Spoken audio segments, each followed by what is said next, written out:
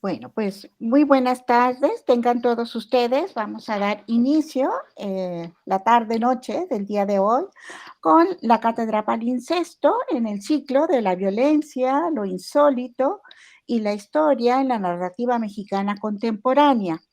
El Grupo de Investigación, Literatura y Cultura del Norte de México ha creado la Cátedra Palincesto, bajo la conducción de una servidora, como un espacio de encuentro entre el escritor y su público, un conversatorio en el que se cuenta con la presencia de grandes escritores de la literatura mexicana que han destacado por su labor creativa en el ámbito de la narrativa y por ser protagonistas de las principales tendencias que en el campo de la novela y el cuento se han desarrollado. La cátedra Palincesto debe su nombre al vocablo que alude al hecho de volver a escribir un nuevo texto sobre uno que ya existía. En cierta manera, el conversar sobre un texto literario en ese encuentro entre el autor y el lector posibilita el hecho de que a través del diálogo y la palabra compartida se vuelva al texto original. Quizá un juego de palabras y significados, pero que sirve de sustento para crear el espacio donde pueden coincidir la mirada del creador, el escritor y su intérprete, el lector. En esta ocasión nos acompaña Mónica Lavín para poder conversar en torno a la vida de Sor Juana a la luz de la mirada de sus coetáneas en su novela Yo la Peor.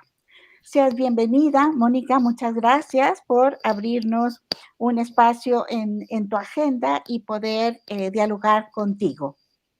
Al contrario, muchas gracias por leerme y por favorecer esta conversación, este encuentro.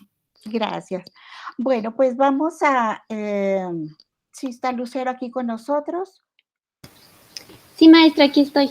Ok, bueno, Lucero, si puedes empezar con la semblanza de la autora, nada más para apegarnos a una formalidad que tenemos de dar una breve semblanza de nuestra invitada. Adelante, Lucero. Claro que sí, maestra. Y muchas gracias, maestra, por el espacio y a Mónica Lavín por acompañarnos. Es todo un honor. Comienzo a dar lectura de la semblanza. Mónica Lavín nació en 1955 en Ciudad de México, estudió biología en la Universidad Autónoma Metropolitana y trabajó en investigación en el Instituto Nacional de Ecología, hoy Instituto Nacional de Ecología y Cambio Climático. Ha sido guionista para documentales de televisión y directora del Departamento de Publicaciones de la Universidad Autónoma Metropolitana. Desde 2005 es profesora investigadora de la Universidad Autónoma de la Ciudad de México en la Academia de Creación Literaria. Publicó su primer libro de cuentos en 1986, Cuentos de Desencuentro. Otras de sus obras son Rudy Tuesday no ha muerto, que fue premiado con el Premio Nacional de Literatura Gilberto Owen en 1996. Otras obras notorias de la autora son Café Cortado, con el Premio Narrativa de Colima 2001, Yo la Peor, que recibió el Premio Iberoamericano de Novela Elenia Poniatowska en 2010. En 2013 publicó Una voz para Jacinta y otros cuentos infantiles. Ha sido escritora invitada en Banff Center for the Arts and Creativity en Alberta, Canadá, y en otros institutos. Ha recibido otros premios como el Premio Governor General de Canadá por la promoción de la literatura canadiense en México en 2010. Asimismo, recibió el Premio Nacional Malinali 2011 por la Universidad Autónoma de Ciudad Juárez en Tabasco. Como guionista de documentales ha recibido otros premios como el Pantalla de Cristal en 2010 por su coautoría de Bajo la región más transparente. Es columnista del diario El Universal y conductora del programa de radio Ficcionario de Código DF, que se transmite vía internet, y es coanfitriona con la escritora Rosa Beltrán del programa literario Contraseñas del Canal 22.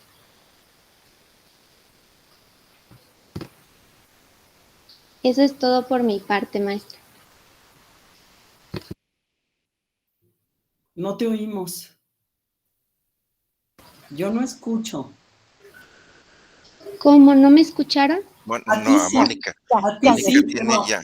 Una gran trayectoria, mencionaba que habla de la importancia de tu presencia, no solamente en la literatura, sino también en la cultura mexicana, ¿no? Por todo lo que ha sido tu despliegue en tu desempeño profesional. Entonces, la dinámica que realizamos en este conversatorio, pues es empezar a plantear algunos cuestionamientos y de ahí se van derivando, donde se invita a que todos puedan intervenir y participar.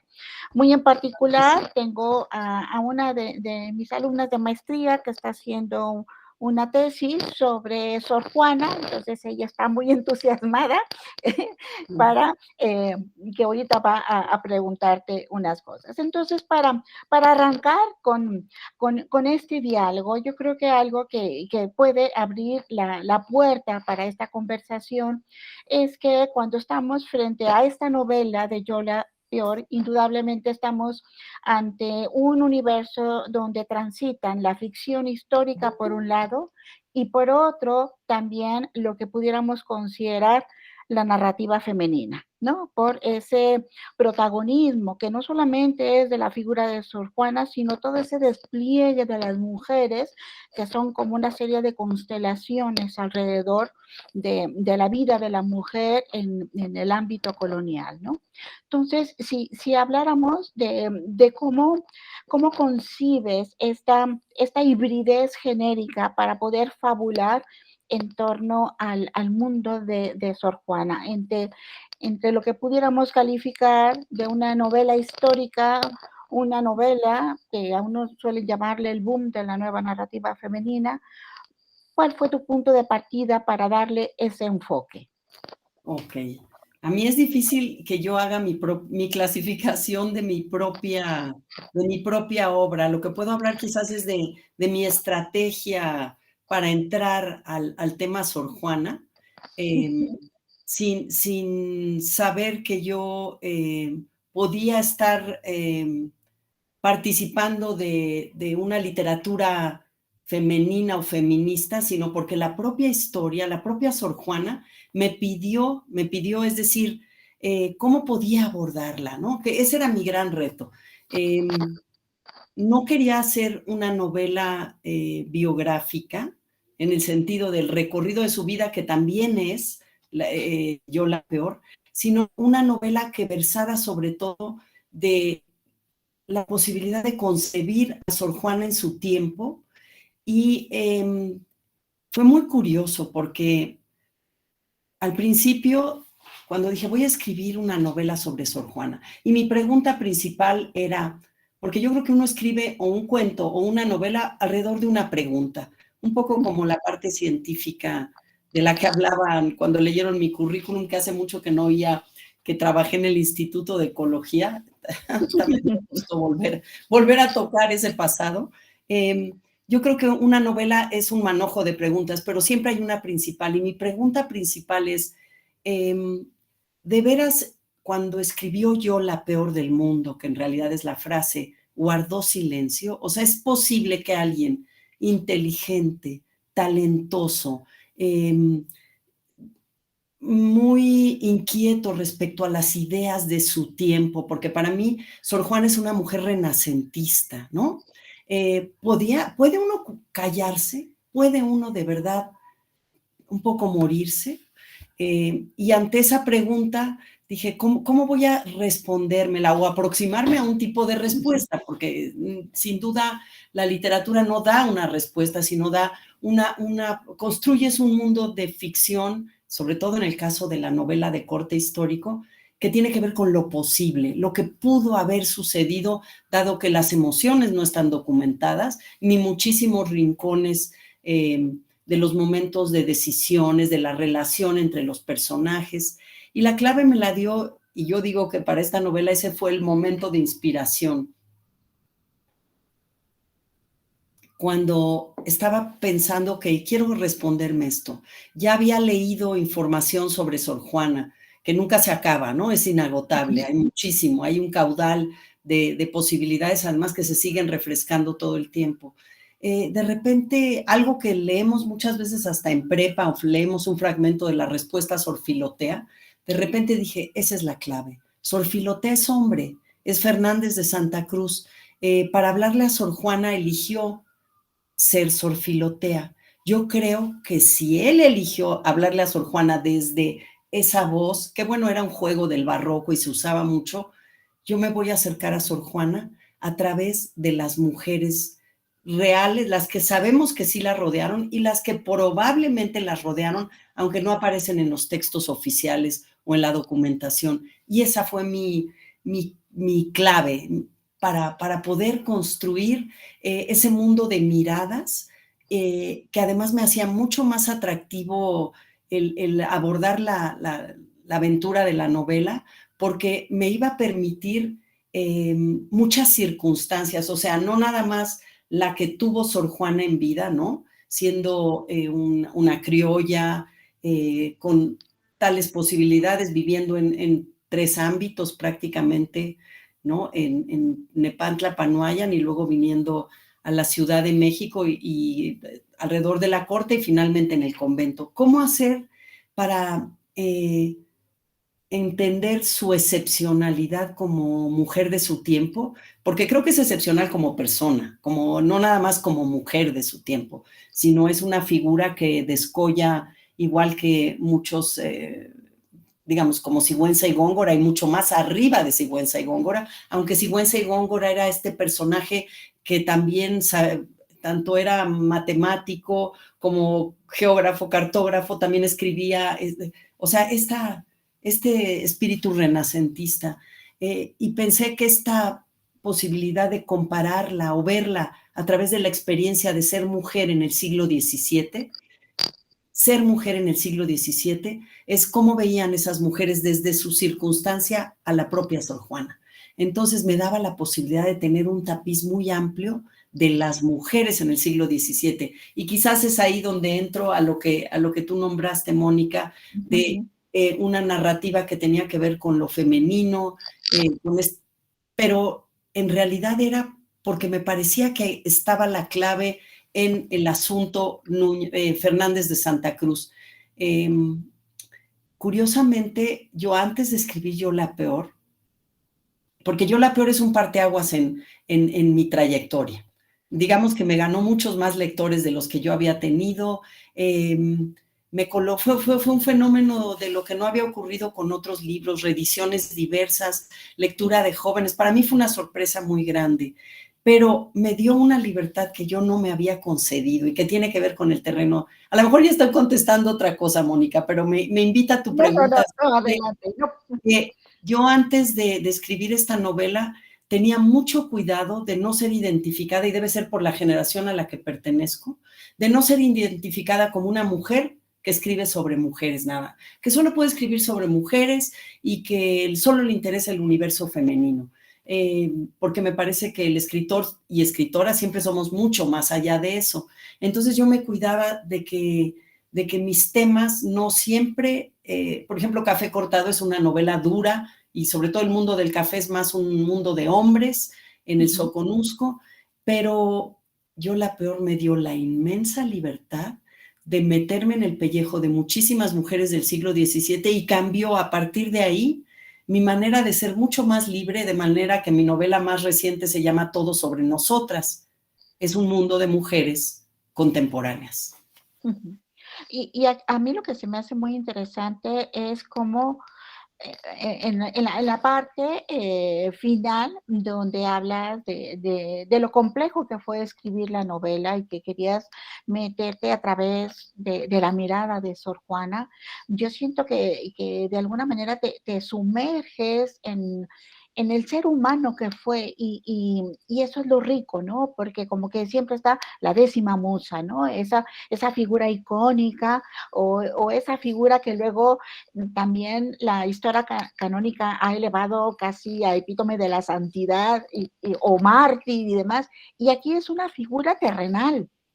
O sea, es muy terrena y eso es muy interesante y muy colindante con todas las mujeres. O sea, indudablemente es fuera de serie por la gran inteligencia y su talento, pero al final de cuentas es una mujer de su tiempo, que también sufre, padece y tiene que sortear todas las adversidades como mujer inserta en ese siglo, ¿no? En una dominación patriarcal totalmente, ¿no? Entonces, bueno, es interesante cómo concilias la historia y cómo combinas esas voces femeninas y las libertades que te tomas para hacerlo totalmente verosímil, porque de veras que de por sí la figura de Sor Juana es totalmente seductora. Te hablan de Sor Juana y ya te cautiva, pero la narración realmente te va cautivando y te va llevando a ese mundo total y te hace comprender muchas más cosas de lo que posiblemente haya sido todos esos anhelos, frustraciones, desafíos que tuvo que haber padecido Sor Juana, ¿no? O sea, ha de haber sido sumamente difícil todas esas cosas. Y otro punto que quisiera que abordaras era los lobos. Ahora sí que el lobo feroz, no hay Caperucita sin lobo feroz. Ahora sí que el trío miseria vamos a ponerle aquí, ¿no? La figura del arzobispo de México, Aguiar Seijas, el confesor Antonio Núñez de Miranda y Manuel Fernández de Santa Cruz. Se me hace muy interesante porque la voz de Sor Juana está en las cartas. Y estos personajes, obviamente, son los que van a incidir o los que se van a empecinar en callar a Sor Juana, ¿sí? Pero, ¿cómo se va creando esta fuerza que va a querer contrarrestar a esta musa que no puede dejar de hacerlo, ¿no? Entonces, ¿cómo lograste dimensionar esta figura antagónica que se me hace muy interesante, esa metáfora de los lobos, ¿no? Sí, fíjate que es que en los lobos estaba la clave de la pregunta inicial que yo me hice, ¿de verdad cayó?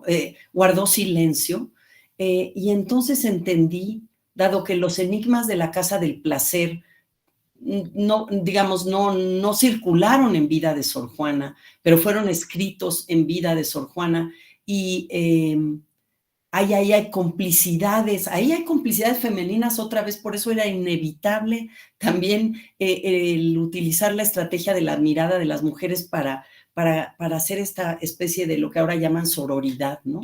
Donde también había envidias y otro tipo de relaciones, pero tenía que haber, sí, los antagónicos eran los que querían que guardara silencio, para quienes ya era una figura incómoda. Entonces, en esta construcción de un texto muy inteligente, porque los enigmas de la clase del placer es como retos, acertijos entre lingüísticos, del verso, o sea, es un juego sumamente sofisticado, ¿no?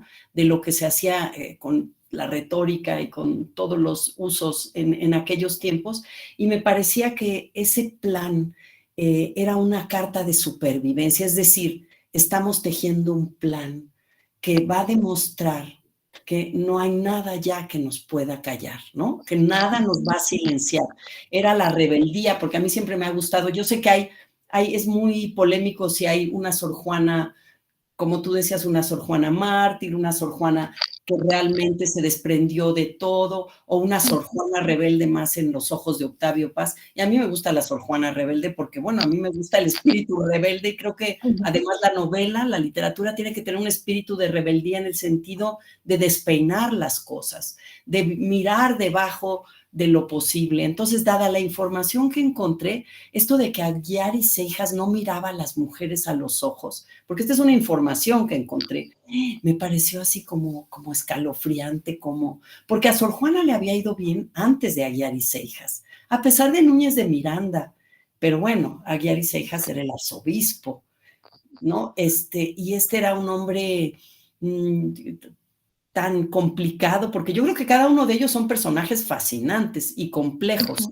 porque además Fernández de Santa Cruz la admiraba y era su amigo.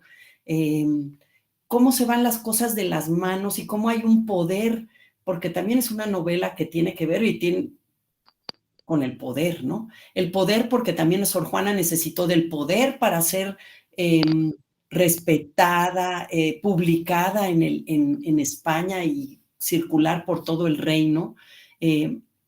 Entonces, ¿cómo este poder que toda la organización eclesiástica también se basaba en él, pues cómo iba a Sor Juana a hacer lo que menos importaba, ¿no? Y cómo se tenían que alinear con Aguiar y Seijas. Entonces, siempre es fascinante cuando encuentras al malo en la novela, cuando encuentras al antagónico, y cuando encuentras en esto que tú me decías de humanizar al personaje, porque yo creo que el espíritu de la novela es el espíritu de comprensión de lo humano. ¿Cómo saber que Sor Juana también era o sea, tenía sus propios flaquezas? Es decir, si era ambiciosa, también decía que no quería firmar, pero ella era ambiciosa del conocimiento. Es que ella no podía vivir sin el intercambio de ideas, lo supongo, y supongo que hay muchos más rasgos de ella que otras novelas podrían suponer y explorar, y que otros que nunca sabremos. Pero la novela es el permiso de meterte en los momentos privados, y eso de veras es un privilegio. Yo ahora digo, qué privilegio que con la imaginación, con lo que investigaste y con el artificio que es la novela, puedas meterte a espiarla cuando se bañaba, cuando estaba arrinconada, pensando, dolida o haciendo un plan en plena batalla contra los lobos. Y me gustó la idea de cerco, de cómo los lobos hacen, incluso cuando cazan a sus presas, rodean, ¿no? Y van intimidando o atrapando hasta que ya no puede salir la presa. Entonces, esta idea de mujer cercada, cuando ya no tiene sus influyentes, digamos, alrededor de ella, y cuando ya yo siempre digo que Sor Juana, si viviera ahora, sería esto como dicen, líder de opinión. Se había vuelto una líder de opinión, o sea, importaba lo que decía. Y entonces ya era incómoda. Ya opinando sobre terrenos teológicos, le era insoportable bueno, sobre todo a Aguiar y Seijas, ¿no? Y Núñez de Miranda, que entre que le tenía envidia, que entre le tenía cercanía, porque le ayudó a entrar al convento. Es también muy compleja esa relación. Creo que cada una de esas relaciones, sobre todo Sigüenza y Góngora, que es la relación amistosa, amable, esta relación como muy contemporánea, cuando hay alguien que respeta, no importa si es hombre o mujer, que respeta lo que hace el otro y hay admiración. Creo que ese era Aguiar y Seijas, que era Sigüenza y Góngora. Pero los otros tres, por diferentes razones, que sobre todo la razón de la inteligencia, de ser favorecida por los virreyes, porque era admirada, pues les era sumamente, y por tener ya libros publicados, ser leída en el reino y tener opinión, pues los lobos, esas cartas me costaron trabajo en el sentido de que era muy peligroso agarrar la voz de Sor Juana, porque Sor Juana es escritora, ¿no? O sea, Sor Juana es dueña de la pluma. Lo único que es de autobiográfico es su respuesta a Sor Filotea, ¿no? Es en primera persona contando cosas de sí misma. Pero ya suponerla hablando, mi único riesgo lo quise tomar en las cartas. No al revés, la novela por eso también es mirada por las demás, y ella no está en el centro, sino está en el centro porque las demás la colocan en el centro. Y es una figura que intimida a los lobos, porque obviamente es un desafío intelectual, pero también yo creo que tenía una belleza cautivadora. Entonces tenía esa ambivalencia, ¿no? Por un lado, esa concepción que se ve de la mujer, la incitación al mal, a la lujuria, al pecado, por lo tanto tenía que ir al matrimonio y ser la mujer dedicada al matrimonio y los hijos, o al convento, ¿no? Porque la otra variante pues era así la figura del mal, ¿no? Entonces yo creo que también las imágenes que se han creado de Sor Juana, también una mujer muy bella. Entonces una mujer bella físicamente y atractiva intelectualmente, yo creo que debe haber sido una combinación arrolladora para las personas de autoridad que pudieron haber sentirse intimidados por ello, ¿no? Y por eso la palabra privada se me hacía muy interesante en ese construir la voz de Sor Juana, ¿no? ¿Cómo incorporas ese discurso, no solamente el sorjuanino, sino también el discurso colonial, de tal manera que sea la voz de la mujer, pero la mujer, no un discurso feminista propiamente, sino siempre anclado en su siglo? O sea, ¿cómo lograste empapar? Yo sé que llevaste una rutina de leer a Sor Juana para irte compenetrando mucho con ella, pero de veras que uno siente que está en ese tono, de estar leyendo bajo la misma cadencia, bajo el mismo ritmo y bajo el mismo tipo de discurso. Ay, ahí no te, de repente digo, no sé cómo lo logré.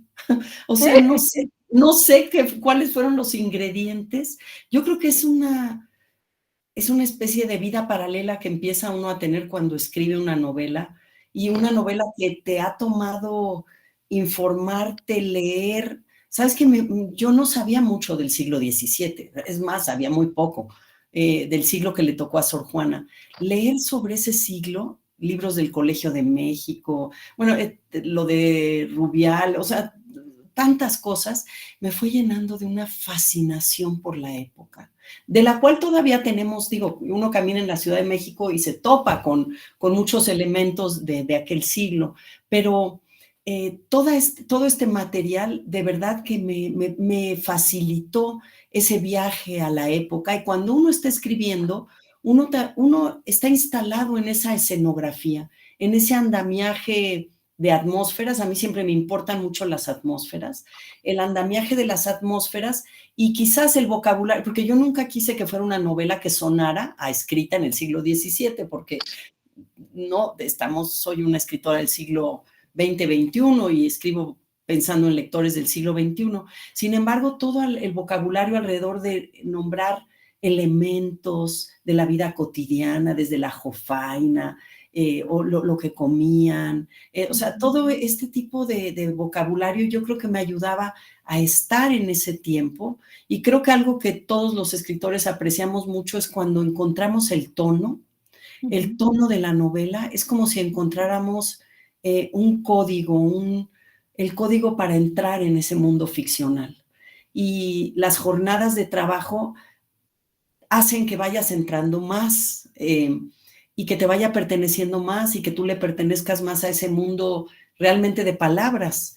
Y dialogas, creo que siempre es una especie de relación en donde tú das y buscas, y luego lo que va saliendo te pide de ti otras cosas, y se construye algo ya tangible, que es ver, por ejemplo, una Sor Juana asomada por el balcón de la virreina, que tenía una celosía, y ver qué podía ver a través de esos cuadritos en la calle, me impresionó esa información de las mujeres huérfanas, porque si tú no tenías a alguien que diera una dote por ti, no te podías casar, o sea, no podías ni entrar al convento. No había lugar para ti, ¿no? Como mujer. Entonces, ver estas mujeres huérfanas, de verdad que el tapiz de todo lo que sucedía en ese siglo, que además es un siglo de mestizaje, de prohibiciones y de todos modos de cosas que ocurren a trasmano y que van fundando una mexicanidad, me las fue dando tanto la información como la escritura, como el poner un pie en esos espacios, habitarlos con la escritura, ¿no? Ok. A ver, para participar, ¿quién quiere hacer un planteamiento? Isabel, adelante. Gracias, maestra. Buenas tardes. Hola, bueno, Isabel. Hola. Le tengo que decir, no sé si usted sepa lo que significa para mí que esté aquí con tanta generosidad. Yo esperaba verla desde hace años porque había leído parte de su obra y bueno, nunca tuve la oportunidad. Supuse que quizá pasaría en alguna feria del libro de Guadalajara, pero es un fenómeno episódico, entonces sin abusar de su tiempo, sí voy a abusar un poco de mis compañeras y compañeros y hacer varias preguntas. Yo quiero saber ¿por qué eligió a Sor Juana? Y que si me puede contar cuál fue o cómo fue su primer encuentro con Sor Juana y cómo influyó en su vida de entrada, por favor. Mi primer encuentro con Sor Juana. Ese así, mi primer encuentro en épocas pasadas, antes de que yo supiera que quería ser escritora, no me acuerdo. No lo recuerdo. Recuerdo algunas entradas de sus poemas que se me quedaron como grabados en la prepa, 2 versos o algo la música de su poesía me atraía mucho. Pero no me interesaba su época, no me interesaba, la verdad, en la prepa no me interesaba Sor Juana en absoluto. No había encontrado, porque quizás como decía la maestra Mónica Torres, era tan solemne la manera en que nos acercaban al personaje que no lo conectaba con mi mundo, pero sí la música de sus versos, aunque no los entendiera muy bien. Ese de las rosas, me acuerdo que me gustaba. Ese quizás fue un primer encuentro, porque en la respuesta sorfilotea, que me acuerdo que la hicieron leer, de lo único que me acordaba es que ella se cortaba el pelo y se castigaba si no había leído o estudiado lo suficiente, porque leyendo eso cuando eres adolescente dices, qué disciplina, ¿no? O sea, uno se maravilla y piensa que no es de este mundo una persona que tenga, que consigo misma sea tan dura, tan severa, ahora lo aprecio mucho, la entiendo mucho, porque yo no escribiría una novela si no tuviera autodisciplina, porque nadie te está obligando a escribir una novela, nada te obliga, es eso, te sientas porque lo deseas y no puedes estar sin ello o no la escribes, punto. Pero yo siempre digo, nadie te pone una pistola para que escribas la novela, ni el mundo la está esperando, ¿no? Entonces la autodisciplina era fundamental, pero realmente te voy a decir cuál es mi primer encuentro distinto y que me encamina, y no sé si lo digo en las palabras que están en la novela que explico un poquito, que me encamina a la escritura de esta novela. Yo siempre digo que es como las serendipias funcionan en la vida. Algo que no estás buscando ocurre, ¿no? Se te presenta, pero porque tú andabas en otro lado, mirando para otro lado, y como que te pasa algo. Y es una cadena de eventos, porque yo siempre he dado talleres de narrativa, y en uno de esos talleres alguien llevó una propuesta de hacer un viaje como periodista de gastronomía en Canadá. Imagínate, estoy remontándome hace mucho. Y mis hijas entonces eran niñas pequeñas y pensaba yo que no era conveniente que yo fuera, pero como no, cuando leí el programa dije, yo me apunto a ese viaje. Y me fui. Fabuloso, entré en todo Canadá. Y ahí conocí, por eso digo que todo es así indirecto, conocí a la editora de una colección de cocina virreinal de Editorial Clio, que era Ana Benítez Muro, ya murió.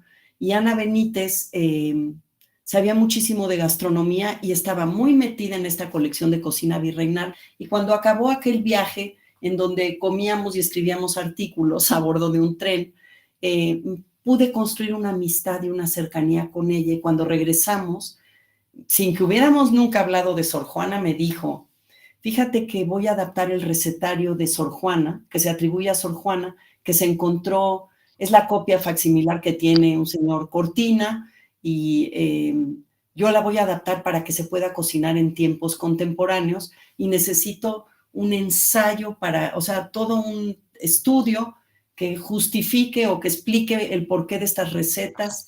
Y entonces me dijo, quiero que escribas sobre Sor Juana y la cocina.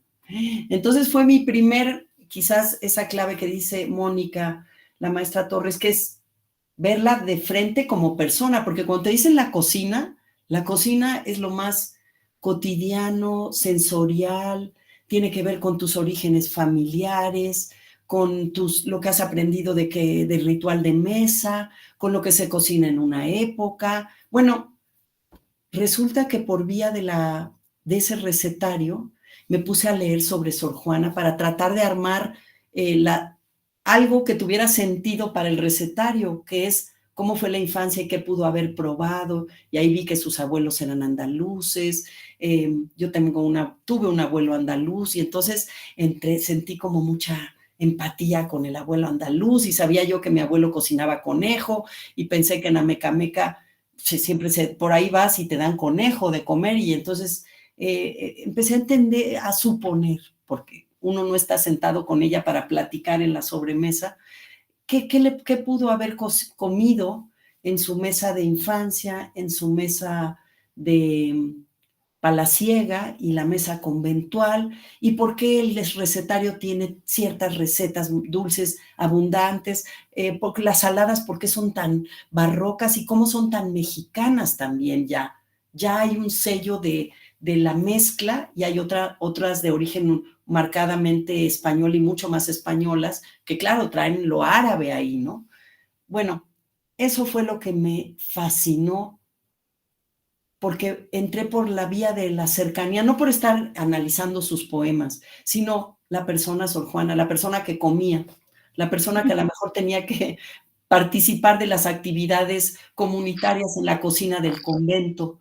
Y claro, es una mirada muy femenina, ¿no? O sea, imaginemos que cocinaban puras mujeres juntas, ahí en ese convento de monjas en clausura, en San Jerónimo, y que como está el recetario, eran recetas habladitas, que nada más se registraron así, como sonaban, ¿no? Como lo hablaríamos ahora en una cocina informal con alguna familiar nuestro o algo así. Entonces entré por como el lado más cálido, y quizás que me daba mucho más permiso de cercanía, bueno, ok, es cierto, tú también comías, tú también tenías tus gustos. O sea, no solo eras poeta, que elogiada en su tiempo, escribías obras de teatro, sino tenías una relación con el tema culinario, y el convento donde habitabas tenía que fabricar dulces y dejar memoria, porque dabas clases, porque se vendían afuera del convento, porque se halagaba a virreyes. Ya empecé a averiguar todo. Me fascinó el papel de la gastronomía conventual en la época, y por otro lado me empezaron una serie de preguntas que empezaron a demandar la escritura de la novela. Y por ahí en un capítulo creo que cuando toma los hábitos, meto Banquete, que está basado en su recetario, ¿no? Fíjate por dónde llegué a Sor Juana. Sí. ¿Alguien más que quiera plantear algo? ¿No? Toño, adelante. ¿Qué tal? Buenas tardes. Bueno, primero un gusto escuchar de viva voz a Mónica Lavín. Gracias. Y pues lo que comenta me está ubicando ahorita en lo que yo estoy haciendo. Yo estoy dando una materia que con el nuevo modelo, pues tuvo uno que inventar materias. Y esta materia se llama, bueno, yo le puse antropoestética de la vida cotidiana. Y los alumnos, pues estoy aplicando una metodología basada en Katia Mandoki, donde básicamente son registros de lo que tiene que ver con el léxico, la acústica, lo escópico, y la otra que es la dramática, que es ya justamente la proxémica, la cinética, la fricción. Pero todo ello tiene que ver con lo cotidiano. Entonces, en el mundo cotidiano es donde podemos ver todas esas señales que pasan desapercibidas y que tienen una riqueza. Y entonces los chicos, cada tipo de modalidad o registro, lo van aplicando en una lectura, en una pintura, en un video, en una caricatura. Bueno, y eso entonces me hace ya plantearte la siguiente pregunta. Tú mencionas lo que es un andamiaje de atmósferas. Me gustó la imagen. Para precisamente preguntarte, ¿cómo? Bueno, yo sé que te llevó investigación, pero entonces, además de la gastronomía, ¿qué otros elementos de lo cotidiano aparecen en tu novela? Y que Okay. justamente ubican a ese ser de carne y hueso que fue Sor Juana, ¿sí? Ay, Entonces, además de la gastronomía, ¿qué otros ambientes cotidianos okay. aparecen en tu novela? Ay, sí, Gracias. me haces una pregunta que me hace pensar.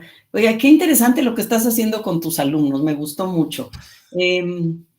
Mira, el baño de Sor Juana, o sea, cuando yo fui al convento de San Jerónimo y vi una pileta, yo no sé si ahí se bañaban las monjas, Yo creo que sí, que o sea, se bañaban en algún lado, seguramente era un baño semanal, desde luego, como eran en aquella época, sobre todo en conventos, y entonces me gustó la posibilidad de imaginarme el momento del baño.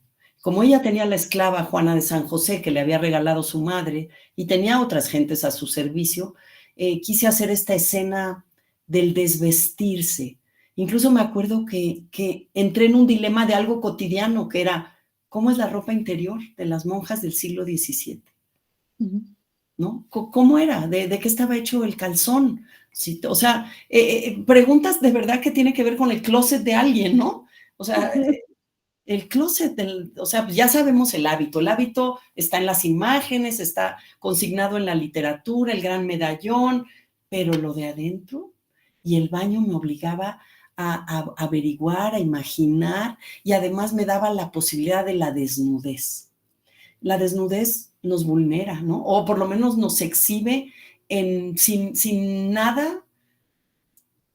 Somos indefensos, digamos, ante la desnudez.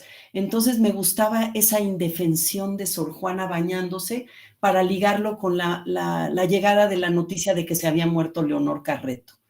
O sea, pensaba yo que ahí sin la toca y todo esto que te sujeta, porque Sor Juana es fría y calculadora. Así la viví yo mientras escribía. Porque además, sí, es una mente como de ingenieril, yo creo. O sea, su gusto por las matemáticas, que la vemos en la manera de hacer poesía, ¿no? Porque es una versificación y una métrica, todo es medido. Yo tenía que hacer también que ella se desatara para que se desataran las emociones. Entonces, imaginar el baño para mí fue, bueno, hasta imaginar su cuerpo desnudo, que podría ser un desacato, ¿no? Pero ella tenía un cuerpo. Claro. Que la puse con las caderas como sin mucha cintura. No sé, porque se me dio la gana, porque no lo podemos saber, pero tuve que inventarle un cuerpo. Y ese es un momento cotidiano que me gustó mucho escribirlo. Y hay otro que quizás no tenga que ver tanto con, debe haber, es que sé que hay varios. Por ejemplo, cuando es niña y va a recoger los hongos sanjuaneros, y es la relación como con la tierra y los productos y cómo sus asombros científicos ya están observando la retícula detrás del hongo, porque ella también tiene esta curiosidad científica para explicar eclipses, para explicar. Entonces, me gustan estos momentos que tienen que ver con la cocina, con el baño. Creo que hay un momento cuando va a dormir con sus hermanas, ¿no? Que es la noche antes de que se vaya. El ruido del viento y las historias que se cuentan. Sí, porque también me gusta imaginar esa relación con los otros.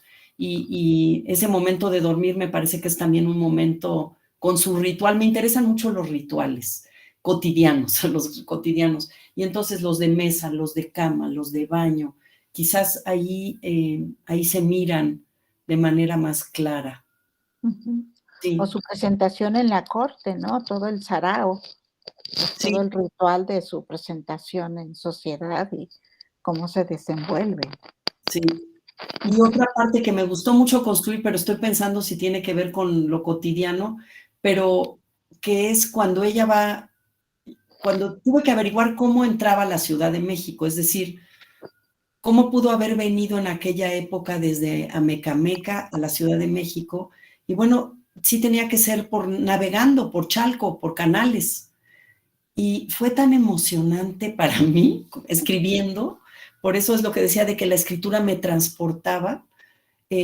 Cuando averigüé, bueno, la carreta hasta este lugar y después el canal, entonces imaginar el sonido del agua, de las aves, y cómo se va a mirar, cómo es esto de una vía líquida que te lleva de repente a la ciudad así señorial, ¿no? Entonces, imaginarme ese tránsito líquido de alguien que no ha salido todavía de la zona de los volcanes, fue para mí así como, mientras lo escribía me emocionaba. Pensaba yo que debe haber sido un impacto de la belleza y de lo majestuoso, pero de lo pequeño de la navegación también y de ir viendo esos paisajes. No sé si me explico, pero Sí, sí, sí, desde que te suben la carreta y que decías que los viajeros comían y dejaban ahí, bueno, sí que tiraban de lo que comían, entonces había que limpiar, entonces hay muchas imágenes por ahí. Sí. es cierto. Adriana, adelante, tu micrófono.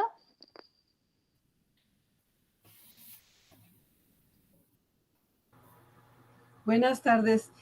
Primero, mil gracias, Mónica, por permitirme, por tu generosidad, No, por invitarme a estar en tu gusto. clase. Mónica Lavín, gracias, es un honor para mí estar aquí. Mencionabas ya en tu conversación que es difícil atrapar a Sor Juana como el centro de una narrativa. Leí hace 2 años, me parece, una novela, la novela de la esclava de Sor Juana, que la compré porque me emocionó mucho pensar esa relación, ¿no? Entre alguien con tanto poder como Sor Juana y otro ser que era una esclava, ¿no? Ujú. En lo más bajo de la sociedad. Y pensé que prometía mucho la novela, pero me dejó más con hambre que satisfecha. Entonces, quería yo preguntarte, ¿cuál es tu opinión sobre estas narrativas que explotan de alguna forma la figura de Sor Juana, pero no llegan realmente a darnos el personaje?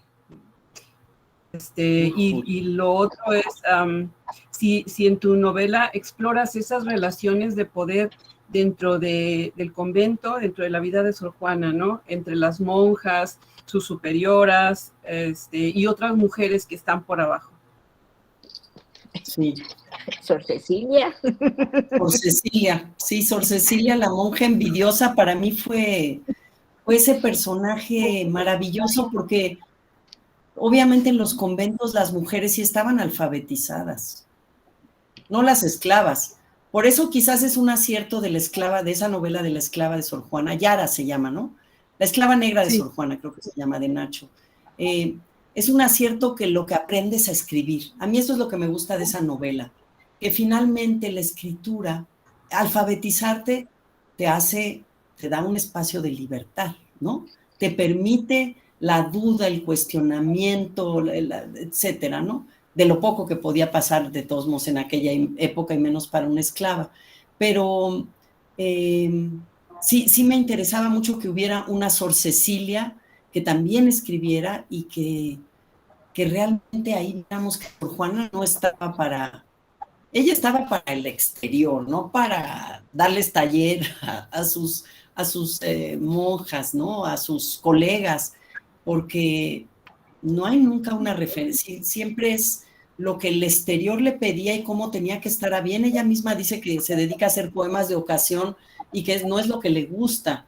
Entonces no me la imagino trabajando en equipo con las monjas, aunque sí hacía sus tareas, claro, sus obligaciones.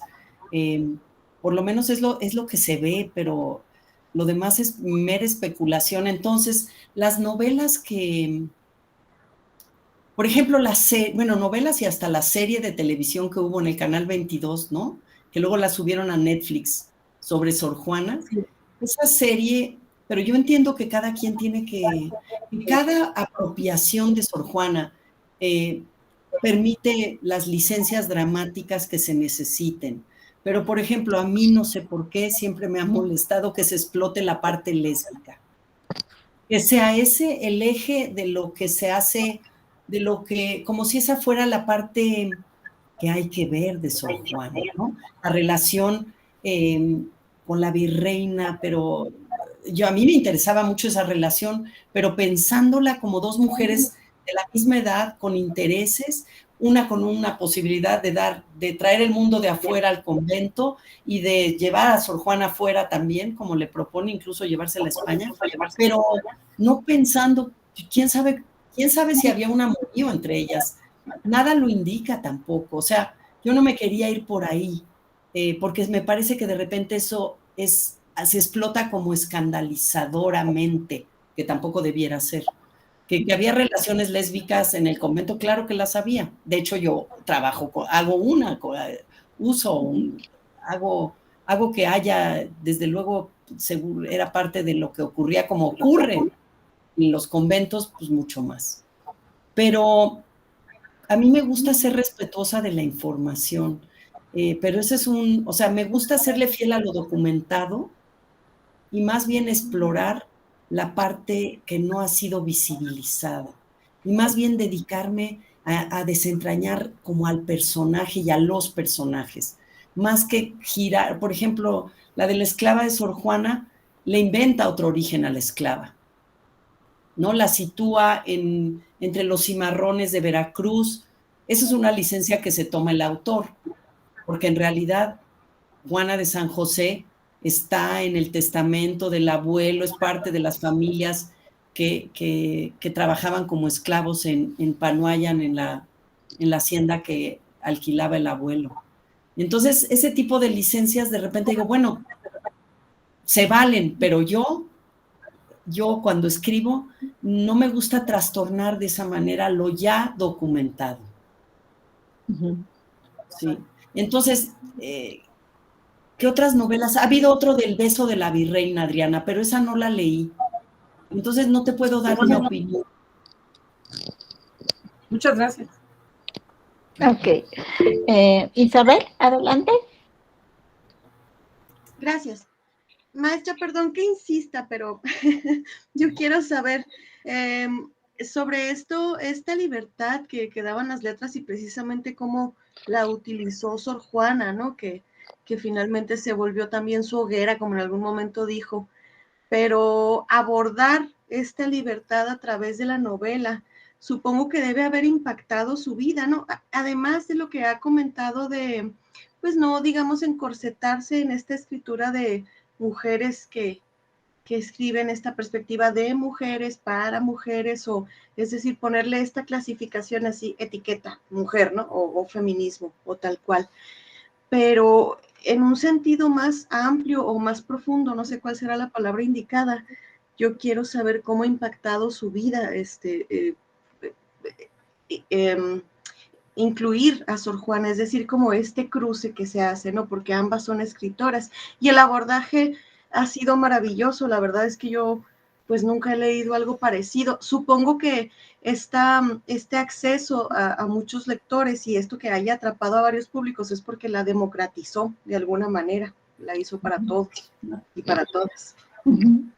Oye, qué bonita palabra, porque sí me ha sorprendido, de verdad, Isabel, y no lo digo con ninguna clase de presunción, pero cuando la dan a leer en la prepa y he ido a hablar a prepas sobre esta novela, sí me impacta que les haya emocionado, gustado y que quieran leer a Sor Juana. Por eso en la última, y eso también en varios lugares, que quieren leer a Sor Juana, que quieren leer Las trampas de la fe, que digo, bueno, que un libro contagie el gusto por otras lecturas, a mí ya me parece padrísimo. Y en la última edición de Yo la Peor, que ahora es con Planeta, incluí entonces poemas de Sor Juana que vienen a cuento con la época de cada capítulo, o sea, que tienen que ver con los capítulos. Dije, ya si se está leyendo, pues hagamos el intertexto de una vez en la novela, ¿no? Y me gustó eso porque eso me lo dio la novela. Es una novela en esa versión, exacto. La tienen esa, ok. Perfecto. Sí. Es una novela que precisamente fíjate cómo la novela me ha hecho, primero cuando salió la primera edición, había lectores que me mandaban correos, me decían que tenía un error en algo. Y esto que pasa por la mirada de los editores. Ya le habíamos cambiado el nombre, Martín. Como hay tantas Isabeles como tú, Isabel, hay Isabeles, Marías y Juanas. Y esos son los nombres, no se los voy a cambiar a los familiares ni, ¿no? Pero de repente había una equivocación, un error, y me lo detectaban los lectores, y entonces gracias a esas observaciones se iban haciendo la nueva edición, se iba haciendo la corrección, de manera que ya en esa edición con Planeta decidí, me han dicho tanto que quieren leer a Sor Juana, que yo les voy a dar mi propio menú de lectura de Sor Juana.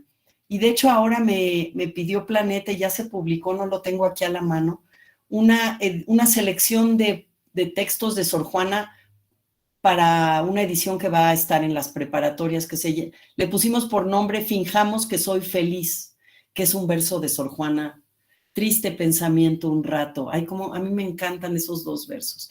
Entonces, Finjamos que soy feliz, yo hago una introducción donde explico a Sor Juana, ya de otra manera, no es la novela, y pongo poesía y ojalá se lea, pero esta idea de cómo me cambió a mí Sor Juana, bueno, cambió para la evolución del libro mismo, ¿no? Del proceso de escritura.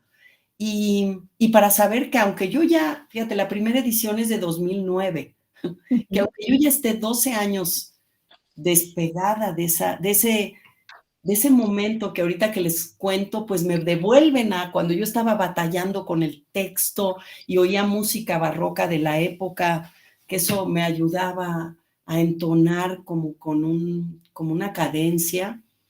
Y ese era mi ritual, un poema de Sor Juana y la música de la época para cada jornada de escritura. Cuando ya tenía yo la investigación, aunque cada momento me pedía de repente un detalle diferente, una necesidad de saber otra cosa. También como escritora me cambió en el sentido de que después de esa novela quise escribir otra novela de corte histórico con mujeres que se llama Las Rebeldes. Me gustó, o sea, entendí que me había gustado mucho tener documentación, tener que investigar, es como trabajo de detectives, investigar, o también tiene que ver con mi beta científica de bióloga, no sé, investigar y tener información, y con ese mundo tener que construir la estructura de la novela, la ficción, los personajes reales, los posibles, y entonces escribí Las Rebeldes, que es mujeres que acompañan en la revolución, en la época carrancista, que son enfermeras, periodistas, mexicanas y tejanas. También es otra vez mujeres que escriben, fíjate, Isabel, ahorita me estoy pensando. Mujeres que, y eso me lo dio haber escrito Yo la Peor, me gustó eso. Luego me quedé muy cansada porque si te dedicas a hacer novelas que requieran tanta investigación, es un proceso muy largo y de repente lo dejé, pero me hizo gozar ese tipo de trabajo de ficción sobre, ¿cómo les digo? Novela de corte histórico, nunca sé cómo clasificarla. Y también a mí me dio una relación con Sor Juana distinta haber escrito la novela, porque yo ya la siento muy cercana. Es como si yo ya le supiera cosas que otros no le saben, ¿no? Como si fuera mía de una manera, una parte de ella es como mía, porque yo la vi. Yo estuve ahí cuando ella lloraba, se reía, quería vengarse. Entonces yo tengo una relación con ella de la cual ya no me puedo desprender. Y también a veces estoy atenta a la información nueva, tanto saber que existen novelas, porque no deja de producir, como decía Adriana, un deseo de seguirla explorando a través de la novela, con más o menos fortuna, pero los investigadores que están sobre ella de repente se averiguan cosas y los leo alguna cosa y todavía tengo así como el gusanito de seguir sabiendo de ella, aunque no voy a escribir ya ninguna novela que tenga que ver con ella, pero Sor Juana no me deja en paz. Miren, estoy hablando aquí con ustedes. Me da mucho gusto, lo cual realmente me da muchísimo gusto, porque es como si, bueno, es saber que los libros además no tienen fecha de caducidad, no tienen fecha de caducidad, y que además me devuelven mi relación con el propio proceso de escritura, volver a hablar, pero ahora estoy escribiendo una ópera sobre Sor Juana. Entonces sigue Sor Juana ahí. Me la encargaron. Yo nunca he escrito óperas, libretos de óperas, pero me gustó el reto. Y ahí estoy, a ver qué pasa. A ver qué pasa. Fíjate que ahorita estaba pensando en que Octavio Paz, indudablemente con Sor Juana, Los Trampas de la Fe, la coloca en el momento en que lanza su estudio en un pedestal más alto del que ya se tenía. Pero para la mayoría de los lectores, para el lector ordinario, la hace todavía más distante.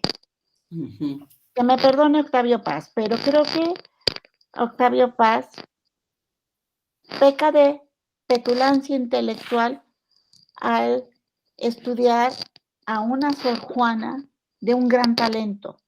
Entonces, lo hace de una manera para equiparar casi el nivel de quien está hablando. Sí. Pero tú en la novela no la haces así tan humana y tan cercana, que para empezar como que ya no da miedo. Por eso yo creo que es el fenómeno de que la gente la sienta aún más, siente esa empatía, esa atracción y dices, es que es tan genial Sor Juana, es tan agradable, es tan simpática. No dejas de pensar que es inteligente, fuera de serie, o sea, eso no lo quitas, pero la ves más con los piececitos en la tierra, no la ves allá como inalcanzable, inaccesible, o sea, solo para los dioses, no. Entonces, creo que con esta dosis de humanidad te dan más herramientas para entonces ahora sí decir, ahora sí puedo llegar de nueva cuenta con Sor Juana y a lo mejor tener otra mirada que me ayude más a comprenderla, a leerla, y quizá por eso sea el fenómeno que se esté creando, aun y cuando, como tú dices, es una obra que te ha permitido muchas licencias, pero aún con ello se reconstruye un mundo que tiene mucho anclaje en la realidad. Yo quería comentar que el arranque de la novela con la invocación, como un conjuro de Santa Paula, es así como la tradición clásica de musas vengan a mí, ¿no? Pero es el canto de la mujer. Entonces, lo que pudiera pensarse que es el final de la historia, pero es así como que eh, casi que Sor Juana, que está haciendo el corifeo de todas las mujeres que van a entonar a lo largo de la historia y que ahí están hablando. Entonces se me hace bien potente esa como abertura. Ahorita que estás hablando de una ópera, se me hace una abertura bien potente. Y Sí, luego sí. cómo vas matizando con esa carta, esos cambios de voz, y luego ya viene la primera carta, lanzarte a ese mundo íntimo, privado, y luego te vas al mundo de la inocencia, con el mundo de la infancia, el apego a la tierra, los volcanes, es ese mundo de transiciones que se va dando, ese itinerario vital que no se apega literalmente a una cronología, pero son así como que diferentes etapas, pues te dan toda la cosmovisión de la colonia desde la perspectiva de la mujer. Y Ay, bueno, Sor Juana es un punto central, ¿verdad? Pero con muchas mujeres que están ahí, entonces es interesante. Y a mí también se me hace muy importante destacar cómo, cómo Mónica Lamín se diluye al final cuando estás hablando de Yo la Peor, cuando ya estás cerrando, o sea, ese es un cabo que no se deja suelto, porque creo que le das la herramienta al lector para darle sentido a esa pregunta que de alguna manera generó tu inquietud y promovió toda la escritura, ¿no? Esa ambigüedad que se centra, ¿no? Porque Yo la Peor lo sientes como una flagelación que está teniendo Sor Juana, ¿no? Por haber escrito tanta cosa cuando debió de haber sido una monja sumisa con los votos de obediencia y demás, y pues resulta que se sale con la suya y nunca va a claudicar, ¿verdad? O sea, es una mujer rebelde, por eso es la peor. Esa doble jugada, pues es una manera de de desenmascarar esa figura que la cultura nos ha planteado. Entonces, también se me hace que es mostrar una faz de Sor Juana, ¿no? Que se me hace muy interesante. Y una última pregunta. Tu experiencia dentro de la investigación con los enigmas ofrecidos a la Casa del Placer, ¿fueron tu principal fuente o cuáles fueron así los donde sientes que encontraste la riqueza para explorar las diferentes vetas narrativas en tu historia? No, fíjate que más que la obra de Sor Juana, para la novela fue fundamental lo que los otros han escrito sobre Sor Juana. Más que yo tener y la respuesta a Sor Filotea. No, la respuesta a Sor Filotea fue muy, muy importante, pero sobre todo lo que han dicho de ella y de lo que se ha retratado de la época, para poder abrigar, o sea, abarcar este cúmulo de mujeres. Incluso cuando ya tenía una versión de la novela, me encontré con un libro de Fernando Benítez que se llama Los demonios de la lengua. No, ese es el libro de García Márquez, ¿verdad? Ahorita, como no tengo la novela aquí, es que no estoy en mi casa, entonces no puedo tomar la novela para hacer la referencia, pero este libro de Benítez habla de la Los casa de demonios en el convento. los demonios en el convento. Bueno, ese lo leí. Yo ya había terminado una versión de la novela y lo leo y digo, no, este lugar, Belém, donde iban las mujeres que estaban locas o que las apartaban por locas y adúlteras, que es otra vez un conjunto de mujeres, ¿verdad? Dije, no, esto tiene que estar en la novela. Esto tiene que estar en la novela. Entonces, era más lo que iba encontrando alrededor de lo que se sabía de Sor Juana o de la época, lo que me hacía andar en la escritura. No tanto los enigmas en sí, sino saber la historia de los enigmas de la Casa del Placer. Okay. Sí.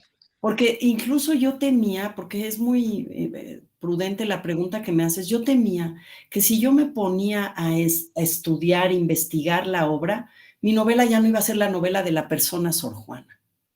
Iba a ser una novela con una ambición intelectual distinta.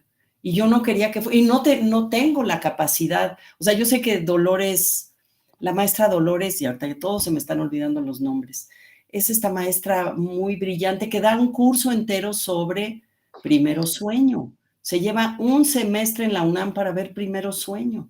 Entonces, Primero Sueño, yo todavía no llevo ese curso, lo quiero llevar, es parte de lo que me ha pasado, Isabel. Ahora quiero llevar el curso de Primero Sueño.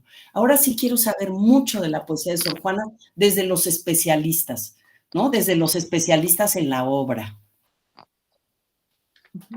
Ese acercamiento a Sor Juana a través de su obra. Exactamente. Ahora, en Los empeños de una casa, esa obra de teatro, también hay mucho, ahí sí saqué cositas de Sor Juana. Sí. Porque fíjate que me acuerdo ahorita, por ejemplo, con la novela de Emiliano Monge, se me fue el título, la última, a ver, chicas, ayúdenme. Tejer la oscuridad. Sí, Tejer la oscuridad, gracias, Giselle. Todavía no la leo, leo eso.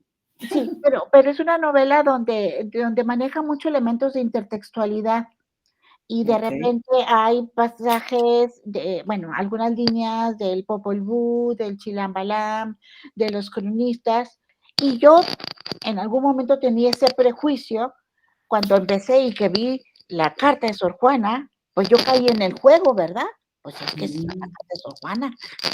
Y luego al rato va a venir en cursiva esos versos o esas, y no, o sea, todo es tu creación, salvo una que otra cosita que sí pones, pero no, o sea, todo lo demás es tu propia construcción. Entonces, bueno, pues eso es muy, muy creativo, ¿no? Pero habla también de esa capacidad de integrar la investigación y con el imaginario que que construyes. Sí, creo que por ahí no resistí ponerlo de sombra de mi bien esquivo, o algún versito de Sor Juana, pero sí, 3 o 4 salpicaditas, Sí, que son un exactamente. guiño, ¿no? Que son un guiño para Ajá, quien sepa en realidad que… exactamente. Sí. Sí. Pero Bueno, gracias por tus palabras sobre mi novela. Me gustó mucho todo lo que me dijiste. Me sí. halaga mucho y me complace que me devuelvas esa impresión. Sí. Bien. Bueno, pues nos apegamos al tiempo que nos has concedido. Te agradecemos muchísimo. Muy, muy contentos por todo lo que hemos conversado y que nos sigues cautivando con tu escritura y agradecerte esta construcción de una Sor Juana tan femenina y tan humana, ¿no? Y que nos hace acercarnos a ella con un interés de poder apreciarla sin temor alguno, ¿no? De poder encontrar en ella toda la calidad que tiene como escritora, como poeta, como dramaturga. Y entrarle, como tú dices, al primero sueño. Poder salir airosa en esta aventura. De parte de todos Gracias. nosotros, te agradecemos mucho, Mónica Lavín, y enhorabuena con tu ópera, que sea un éxito rotundo. Muchas gracias. Gracias a todos. Gracias por esta invitación. Hasta A todos luego. los que nos acompañaron, muchísimas gracias. Y bueno, pues aquí seguimos. Muy amable. Hasta luego. Gracias.